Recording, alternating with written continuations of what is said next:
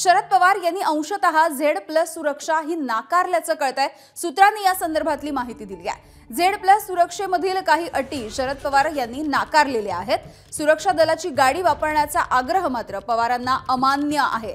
घरामध्ये सुरक्षा कड नसावं अशी सुद्धा पवारांनी सूचना दिलेली आहे। Z+ सुरक्षेच्या प्रकरणी पवारांच्या दिल्लीमधल्या घरी एक महत्त्वाची बैठक सुद्धा पार पडलेली आहे। Y दर्जाची सुरक्षा वाढवून शरद पवार यांना नुकतीच Z+ सुरक्षा सध्या बहाल करण्यात आली आहे।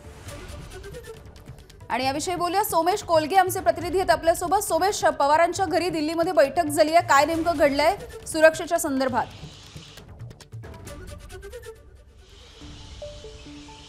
यामिनी, आता शरद पवारांच्या निवासस्थानी आपण दिल्लीतील आहोत आणि याच ठिकाणी पवारांच्या निवासस्थानी बैठक झाली।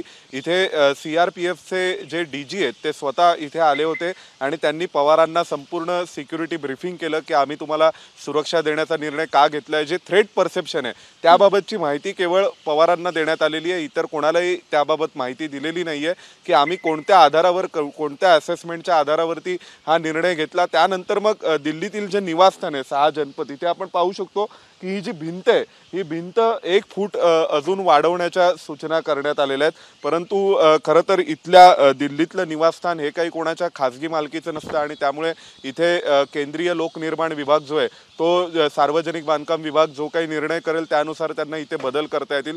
परंतु सर्वात महत्त्वाची गोष्ट म्हणजे पवारांच्या वतीने सुरक्षा दलांना सांगण्यात आले की निवासस्थानाच्या आतमध्ये सुरक्षेच्या बाबतीत काही आम्ही हे करणार नाही, तुमची व्यवस्था कशी करायची आहे ती तुम्ही करावी। आणि पवारांसोबत झालेल्या बैठकीनंतर अजूनपर्यंत कोणताही निर्णय घेण्यात आलेला नाहीये, म्हणजे शरद पवारांच्या वतीने सुरक्षा नाकारण्यात आलेली नाहीये। परंतु दुसऱ्या बाजूला त्यांनी त्यांच्या अटी शर्ती सांगितलेल्या आहेत। एकंदरीत जे Z+ सुरक्षेचं एकूण नियोजन असतं त्यानुसार तुम्हाला 8 दिवस आधी त्यांना तुमचा प्रवास कार्यक्रम कळवावा लागतो, त्यानंतर मग त्यांना राहण्यासाठी काही व्यवस्था करावी लागते सुरक्षा दलाच्या जवानांना।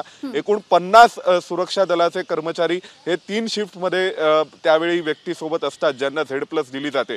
तर या सगळ्याबाबत पवार म्हणालेत की तुम्हाला जसा योग्य वाटेल आणि तुमच्या व्यवस्था तुम्ही कराव्यात अशा स्वरूपाची माहिती ही पवारांच्या वतीने त्यांना देण्यात आल्याचं आपल्याला कळतंय सूत्रांच्या माध्यमातून। आणि दुसऱ्या बाजूला सुरक्षा पवारांनी नाकारलेली नाहीये, परंतु त्याच वेळी त्यांनी ज्या अटी शर्ती सांगितल्या याबाबत जे सुरक्षा दलाचे अधिकारी कर्मचारी आले होते त्यांचं म्हणणं असं आहे की याबाबतचा अहवाल आम्हाला केंद्रीय गृह मंत्रालयाकडे पुन्हा पाठवावा लागेल आणि मग केंद्रीय गृह मंत्रालयाकडे अहवाल पाठवल्यानंतर त्याबाबतचा निर्णय घेतला जाईल। त्यामुळे सध्या शरद पवारांना Z+ सुरक्षा मिळणार की नाही याविषयीचा निर्णय हा केंद्रीय गृह खात्याकडून होणार आहे। आणि आता जी बैठक झाली आहे या बैठकीमध्ये जे संभाषण झालं, ज्या अटी शर्तींवर चर्चा झाली, सूचना केलेल्या आहेत या सगळ्यांबद्दल आता काही मंथन होणार आहे का आणि त्यानंतर कशा पद्धतीची सुरक्षा एकंदरीतच पुरवली जाते हे बघणं महत्त्वाचं आहे। धन्यवाद या माहितीसाठी। ABP माझा, उघडा डोळे बघा नीट।